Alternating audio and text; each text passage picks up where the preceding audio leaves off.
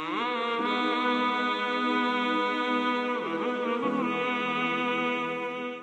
was 90 degrees today, no water, no food, and I drove the bus.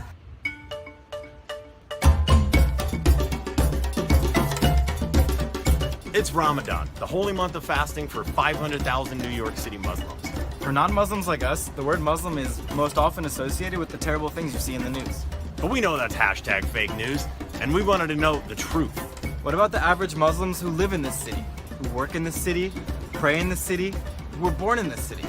Our new friend Sana reached out to show us what it's really like for the 500,000 Muslims who live in New York City. During Ramadan, your day starts way before sunrise. Ramadan is a month-long fast celebrating the Quran being revealed to Prophet Muhammad. Observing Ramadan is one of the 5 pillars of Islam. Hey, salam alaikum. Shoes off, everybody. Sana and her twin sister Salima are lifelong Muslims from Brooklyn. Sana is an MTA bus driver by day, but during Ramadan, she's up at night cooking the pre-dawn meal.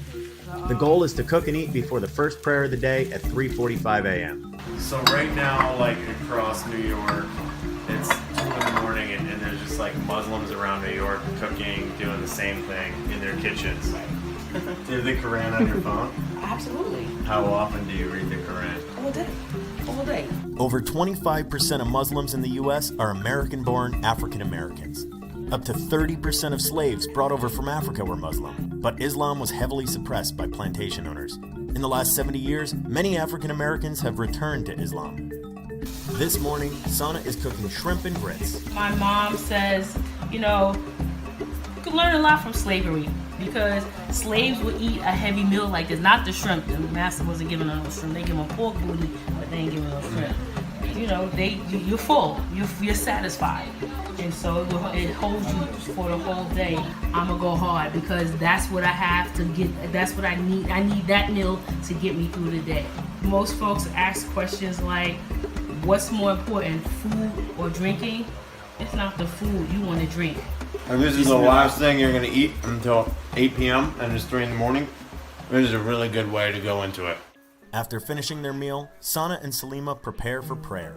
Well, the reason why we're sitting in chairs is because we have knee injuries. Me, because of my motorcycle accident. Yes, I ride motorcycles. We are officially, right now, in fasting mode. We are in a state of worship. So there is no more drinking. There is no more eating. Sana's married. I'm not, you know, there is no more husband and wife grown-up dance. I love you, Sana. After a quick nap, it's time to go be a bus driver. Life doesn't stop just because it's Ramadan. You still have to go to work. So under normal circumstances, we should be leaving here at 10, but New York City is not normal. So we're leaving now. Got your seatbelt on? Mm-hmm. We got to get to work. Got to make it do what it do. You can't be the only Muslim driver. No. There's a bunch of us there. I call them undercover Muslims. They're like, I'm Muslim. I'm like, why are you whispering? We aren't even at work yet, and I am so tired. I'm dying. I don't know how you do this for 30 days and work. I don't even know what you just said. Sana takes over her bus route at 11:17 a.m. She'll drive without food or water until her route ends at 8:29. On her breaks, Sana pulls over the bus to pray. How long does the prayer usually take? It's like 5 to 8 minutes. It's not that long, so I don't see why people don't pray. I'm digging deep. I'm tired. You know, fasting teaches you how to be humble, and fasting teaches you how to be grateful. Sana continues her fast until her workday ends. How tired are you? I'm exhausted. I'm really exhausted. She breaks her fast just after sundown. The 4th prayer of the day follows the break fast. All done.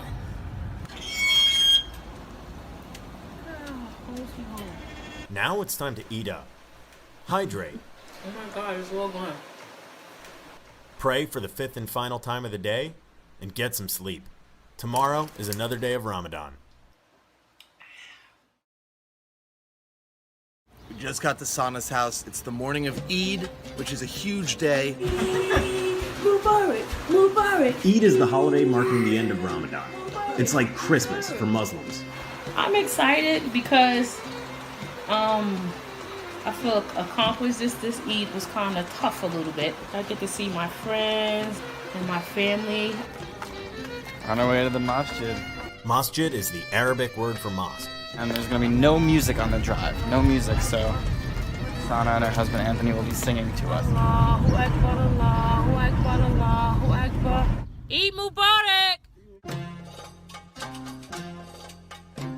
Every single person on the street this morning is Muslim on their way to the masjid. It's a really amazing sight. These brothers are from Burkina Faso, right? Where you from, bro? I'm from the island of Jamaica.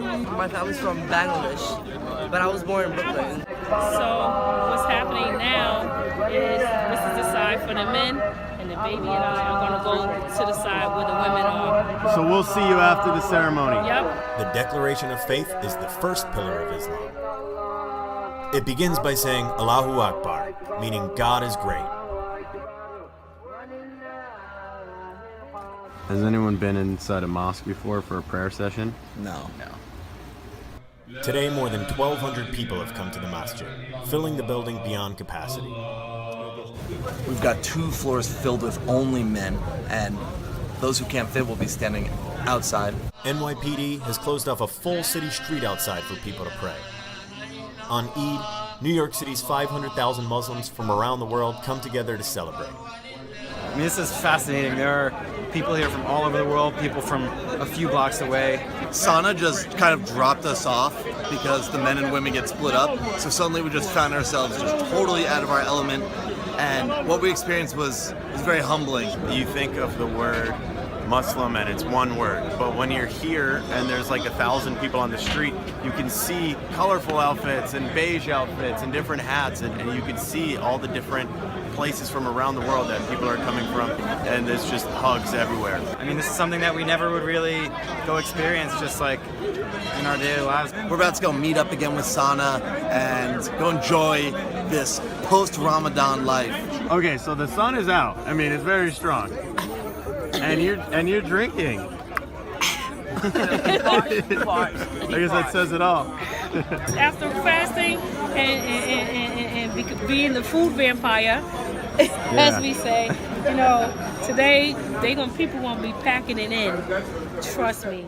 All right, time to wrap things up. We're going to have our last meal with Sana after this amazing adventure. Hey, Salam Sana. alaikum. Let's party. The representation of our friendship. We got us some black and white cookies. We're heading to the Marcy Projects with Sana. We're gonna go meet up with her family and just eat a bunch of great food, celebrate. The whole family's coming together. Sana and Salima grew up in the Marcy Projects in Bed-Stuy, in the building right next door to Jay-Z. They were some of the only Muslims in a mainly black Christian community. My auntie's house to eat some grub. This is rice and peas. Oxtail. That's oxtail. Oh yeah, That's Yankee jerk. Wow, macaroni pie. Salima also goes by Bertha Stewart because she's apparently a hell of a cook. We're gonna find Oh, out. look, absolutely. Bismillah, in the name of God, I eat. Everything here is Caribbean. Yeah. They're This gonna is get so it. good. Okay, trust Come me. on, it's really you like it? So good. I still have fasting guilt, meaning, oh my God, the sun is up and I'm eating. And I'm just really, really grateful for my family and friends. All right, I'm just about done with this plate, and now I feel like I have to fast for about 30 days.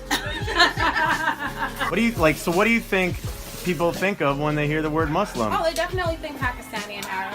The last thing that they think of when they think Muslim is a Black American Muslim. It's just like it's a forgotten demographic of people. There's a side to being Muslim that you don't see in the news, and that's exactly what Sana showed us. Like anyone's neighbors, they do some things a little differently. But in the end, Muslims are just as hardworking, fun, and family-oriented as any other American, working their faith into an otherwise normal New York City life. I'm Sana. Eid Mubarak! Rally on! There are 2 sides to any story. If you enjoyed this one, please share it. Help us spread the message that people are good.